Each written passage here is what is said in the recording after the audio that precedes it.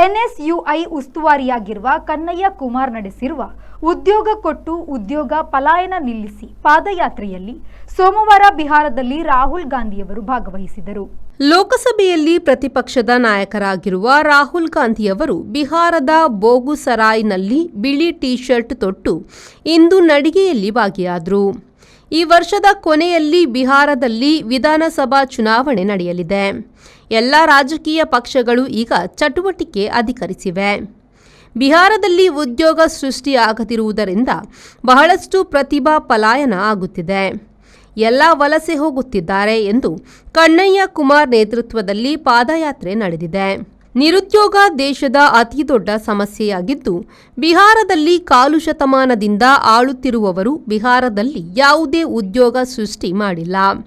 ಹಾಗಾಗಿ ನಾನು ಈ ನಡಿಗೆಯಲ್ಲಿ ಭಾಗವಹಿಸಬೇಕಾಯಿತು ಎಂದು ರಾಹುಲ್ ಗಾಂಧಿ ಅವರು ಈ ಸಂದರ್ಭ ಹೇಳಿದರು.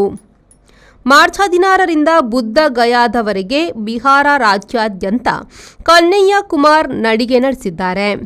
ಯುವ ಕಾಂಗ್ರೆಸ್, ವಿದ್ಯಾರ್ಥಿ ಕಾಂಗ್ರೆಸ್ಸಿನ ಸಾಕಷ್ಟು ಮಂದಿ ಇದರಲ್ಲಿ ಪಾಲ್ಗೊಂಡಿದ್ದಾರೆ.